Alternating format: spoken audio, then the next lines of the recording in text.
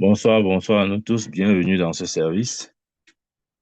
Dimanche soir, nous allons continuer avec cette série d'enseignements sur les portes de Sion.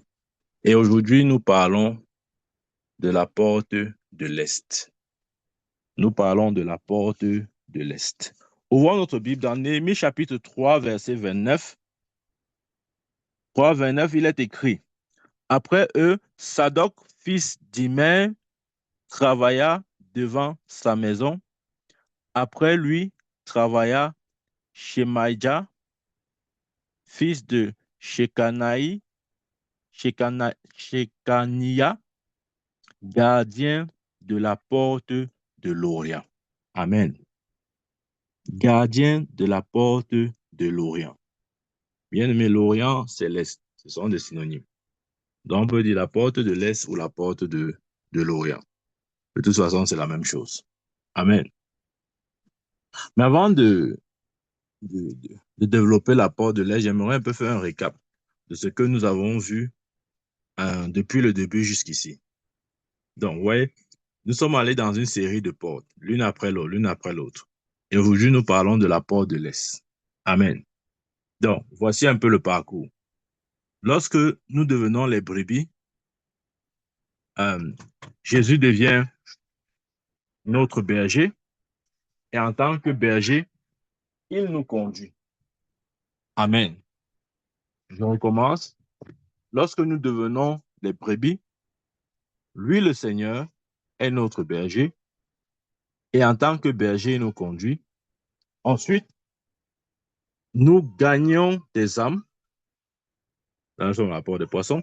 Nous gagnons les âmes et nous sommes avec elles établis dans la vérité.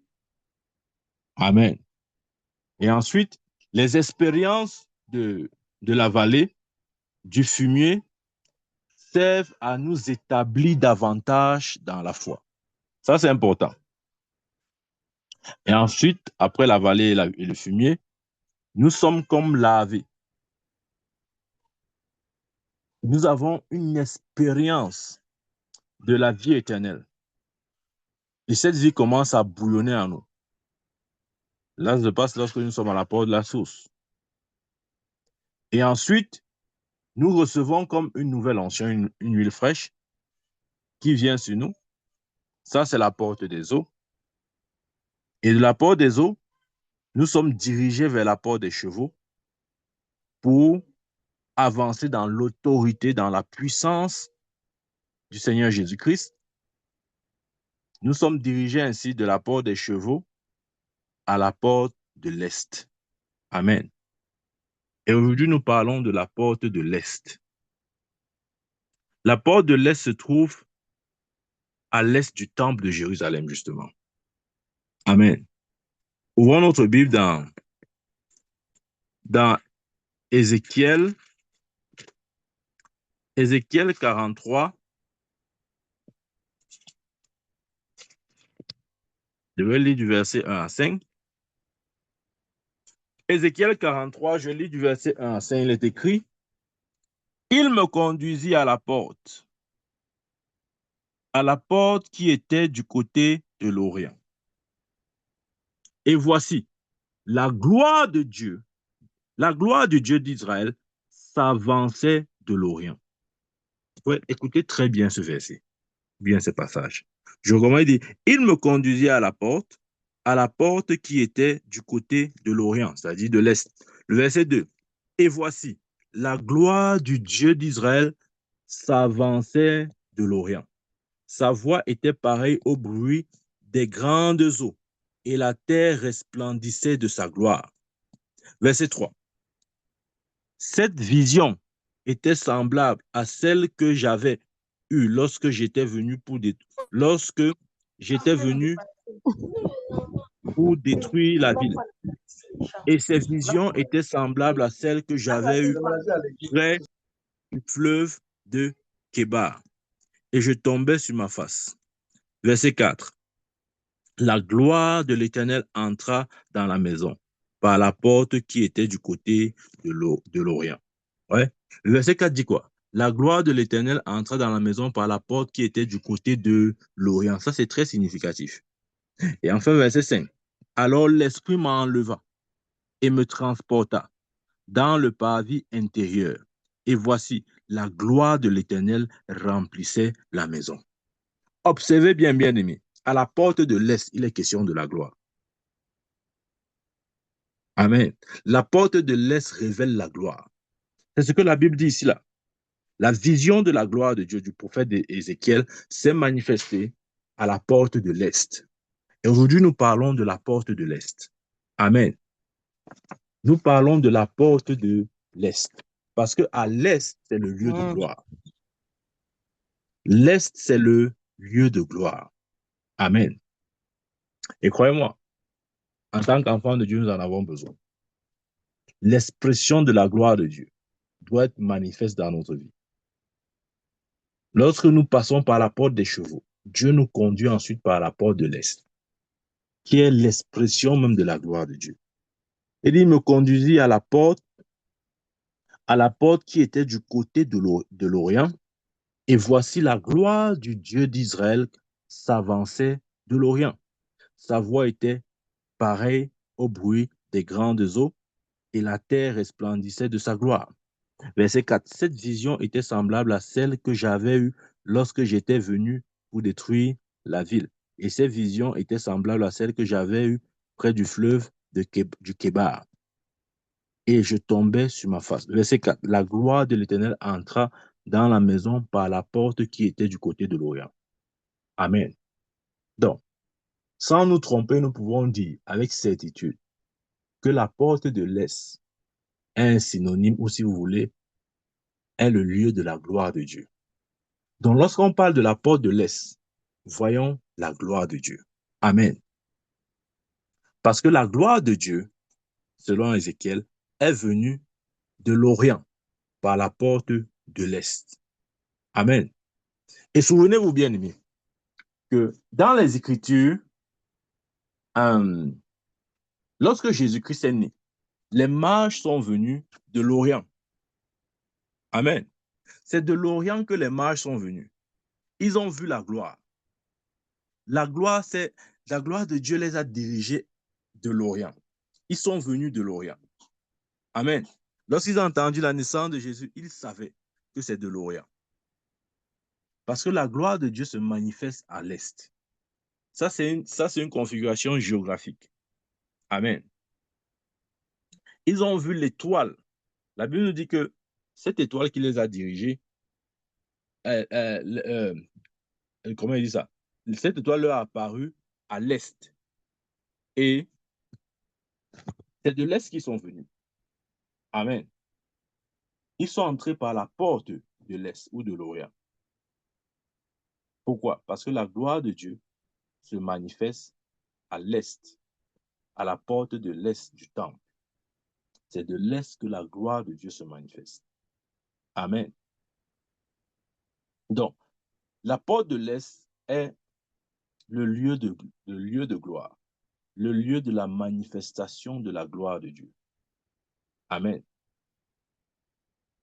Lorsque je parle de la manifestation de la gloire de Dieu, j'entends aussi le fait que l'Église puisse entrer en possession de son héritage.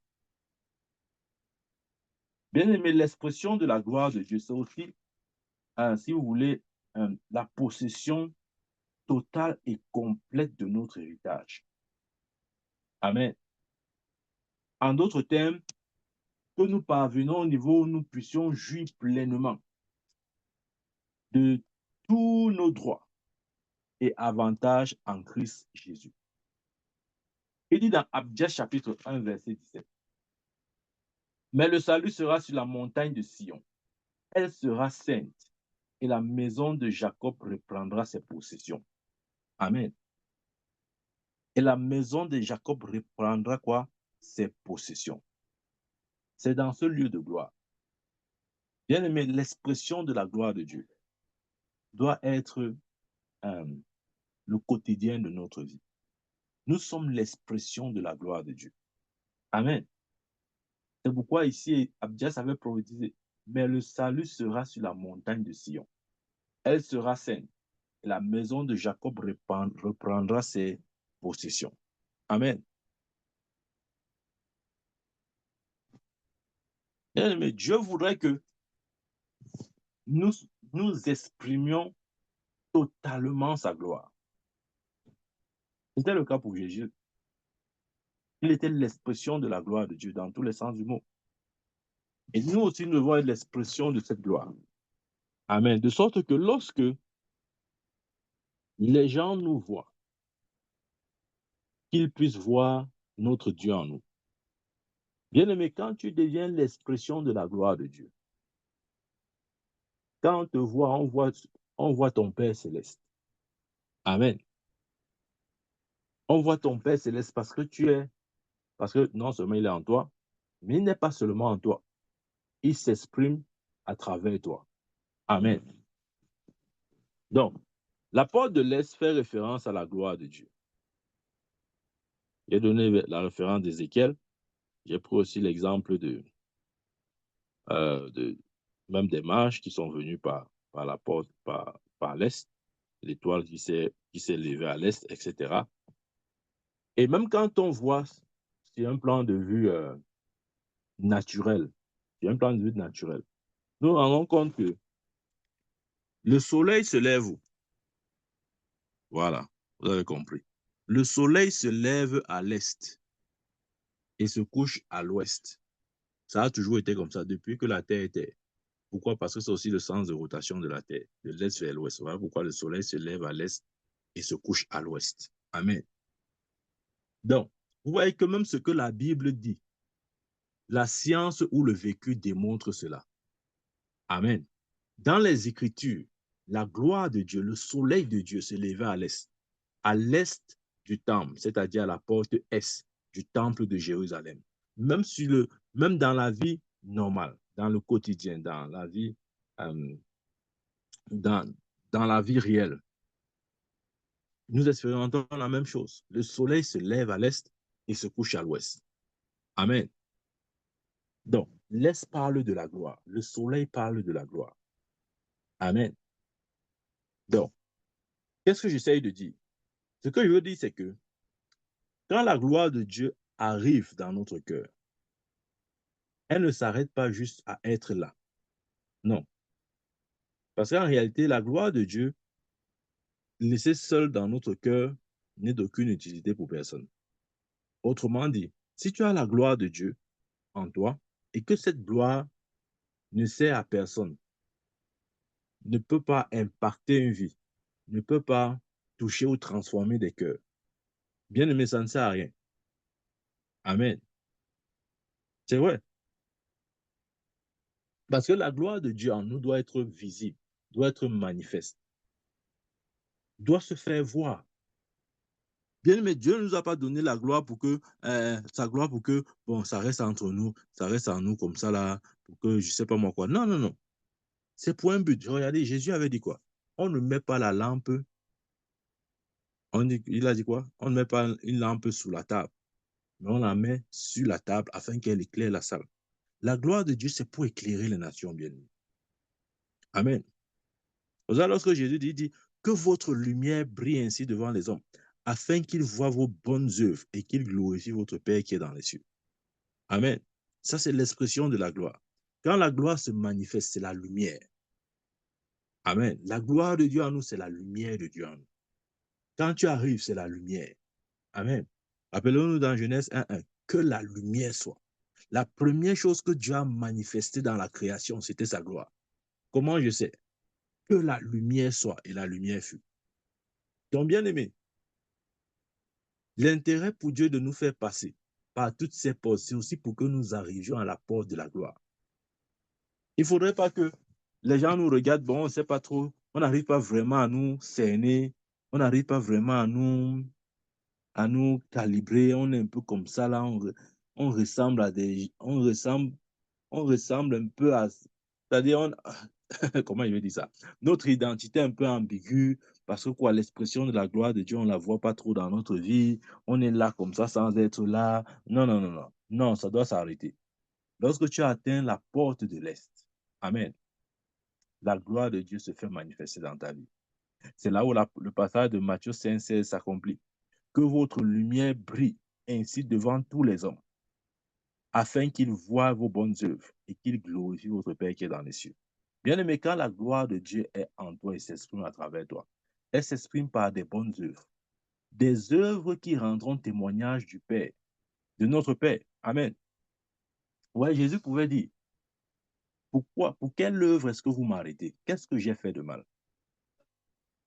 Et les pharisiens ont dit, non, ce n'est pas à cause de tes œuvres, mais c'est à cause de ce que tu as dit que tu es fils de Dieu. Ouais. C'est-à-dire qu'ils n'avaient aucune raison d'arrêter Jésus sur la base de ses œuvres, parce que ses œuvres rendaient témoignage du Père. Amen. Mais puisqu'ils étaient méchants et mauvais, ils n'aimaient pas la vérité n'habitait pas en eux.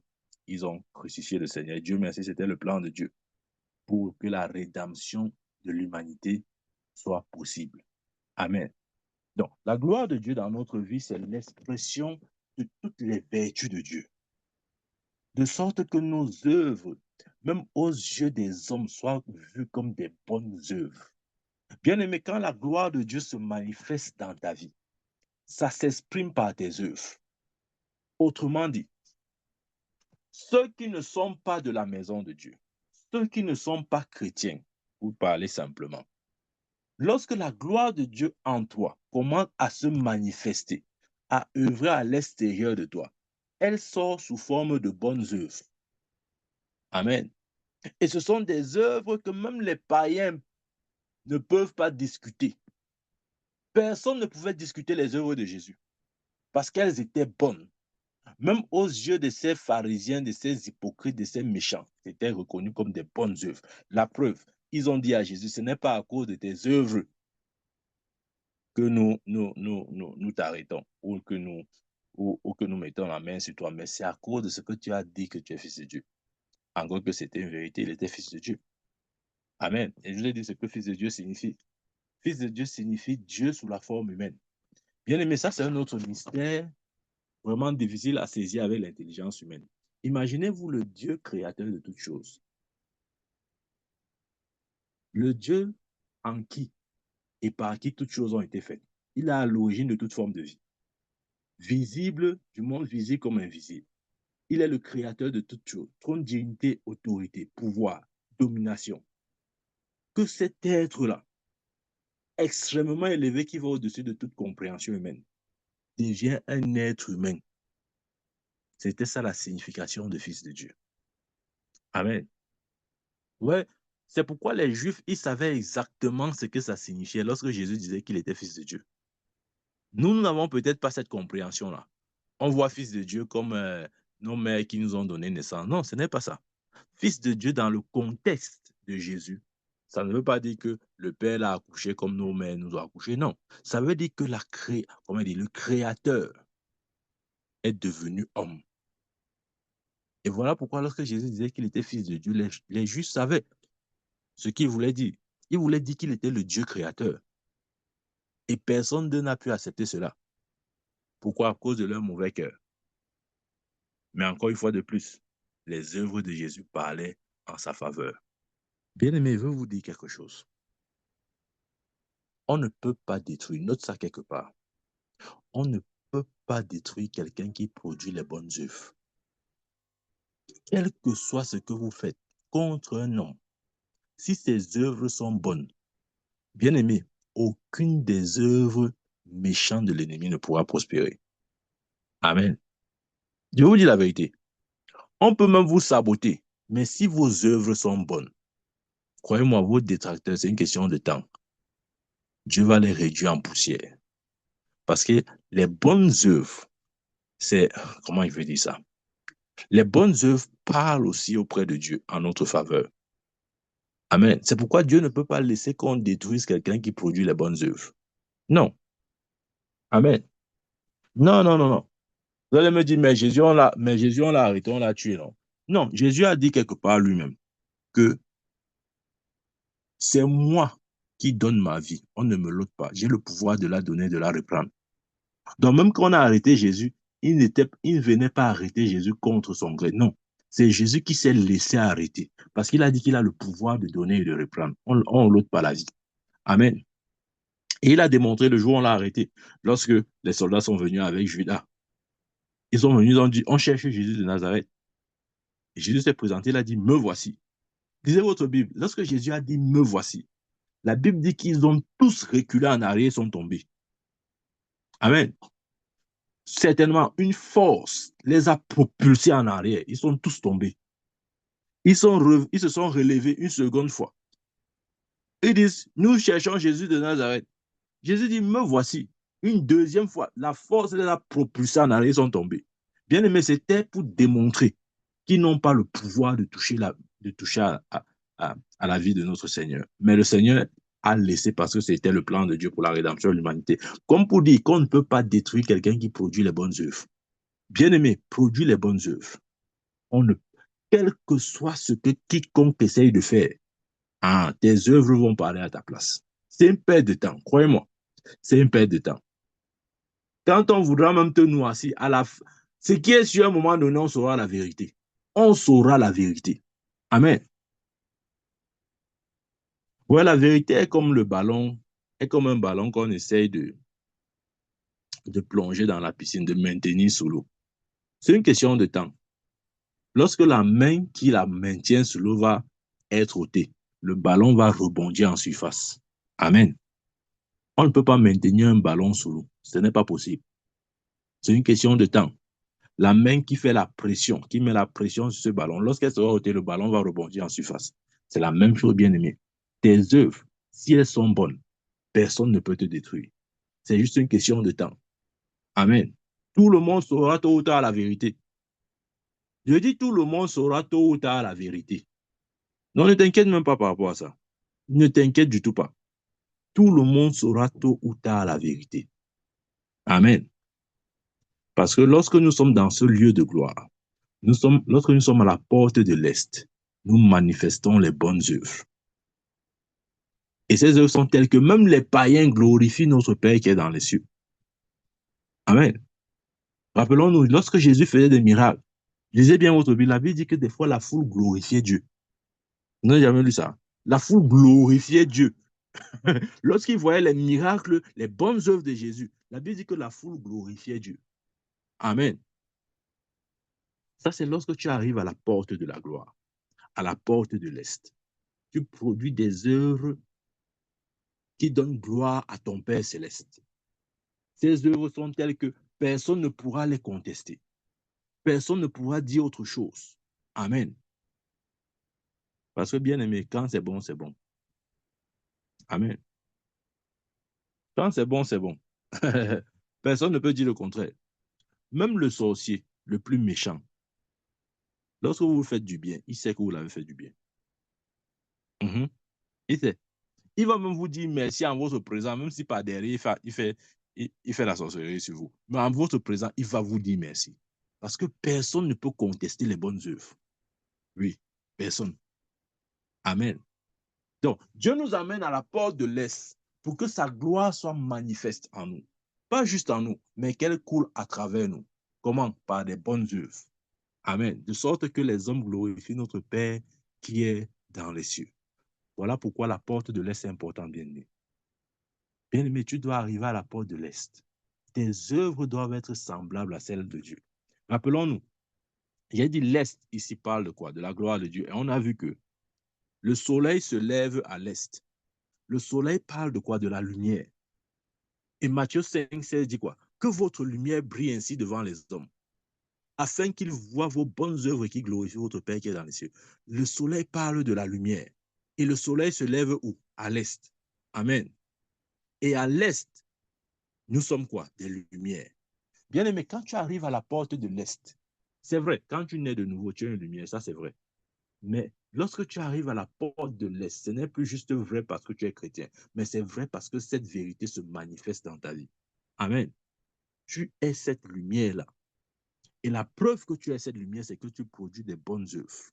Amen. Des œuvres qui donnent gloire à ton Père qui est dans les cieux. Regardez ce qu'il dit dans Isaïe. Isaïe 60. Verset 1 à 3. Et il dit là-bas, je lis, lève-toi, sois éclairé, car ta lumière arrive, et la gloire de l'Éternel s'élève sur toi. Voici, les ténèbres couvrent la terre, et l'obscurité les peuples, mais sur toi l'Éternel s'élève. Sur toi sa gloire apparaît. Des nations marchent à ta lumière, et des rois à la clarté de tes rayons. Bien-aimé, cette écriture s'accomplit lorsque tu es à la porte de l'Est. Tu deviens cette lumière-là. Amen. Tu deviens cette lumière. Lève-toi, sois éclairé, car ta lumière arrive. Et la gloire de l'Éternel s'élève sur toi. Bien-aimé, à la porte de l'Est, la gloire s'élève sur toi. De la même manière que le soleil s'élève à l'Est, la gloire s'élève. Ça veut dire quoi? Ça veut dire que ce que tu es devenu en Christ Jésus devient quelque chose de réel. Ça ne devient plus juste, comment dire, des vérités spirituelles acceptées mentalement. Non, ça devient une manifestation de ces choses. Amen. Il dit, lève-toi, sois éclairé, car ta lumière arrive et la gloire de l'Éternel se lève sur toi. Verset 2. Voici, les ténèbres couvrent la terre et l'obscurité les peuples, mais sur toi l'Éternel se lève. Amen. Mais sur toi l'Éternel s'élève. Des nations marchent à ta lumière et des rois à la clarté de tes rayons. Amen. Bien-aimé, à ce niveau, tu deviens la lumière. Comme la Bible dit, vous êtes la lumière du monde. Ouais, c'est cette dimension-là. Tu deviens la lumière du monde. Ce n'est pas juste, comment on dit, ce n'est pas juste une pensée spirituelle ou bien, je ne sais pas moi. Non, non, non, c'est une réalité. Ça devient une réalité, bien aimée. Ce n'est pas juste que non, la Bible a dit que je suis la lumière, la Bible dit que je suis la lumière. Non, non, non, ce n'est plus la Bible dit que, c'est que tu manifestes ce que la Bible a dit à ton sujet. Amen. Ça, c'est la porte de l'Est, la gloire de Dieu, le lieu de gloire, où la manifestation de Dieu se lève, où Dieu se lève sur toi, où sa lumière se lève sur toi, où justement les nations, comme il a dit ici, là, les nations marchent à ta lumière et les rois à la clarté de tes rayons, où à la porte de l'Est, parce que c'est le lieu de gloire. Amen. Le soleil se lève à l'Est, n'oublions pas. Le soleil se lève à l'Est. Amen. Donc, bien aimé, c'était juste pour nous dire que la porte de l'Est est la porte de la gloire, est la porte où justement nous exprimons la gloire de Dieu dans notre propre vie ou à travers notre vie par nos bonnes œuvres, de sorte que les païens même puissent rendre gloire à notre Père céleste. Ça, c'est ce qui se produit à la porte de l'Est. Bien-aimé, je prie au nom de Jésus-Christ que tu puisses accéder à cette porte, que tu puisses manifester la gloire de Dieu, parce que tu es la gloire de Dieu. Que tu puisses manifester cette gloire et qu'elle se traduise par des bonnes œuvres, de sorte que quiconque rende gloire à Dieu ou rende gloire à ton Père qui est dans les cieux. Amen, amen. Que Dieu nous bénisse au nom de Jésus-Christ. Amen. Amen. Amen, amen, amen. Amen. Amen, oh, amen, amen, prophète. Amen, amen.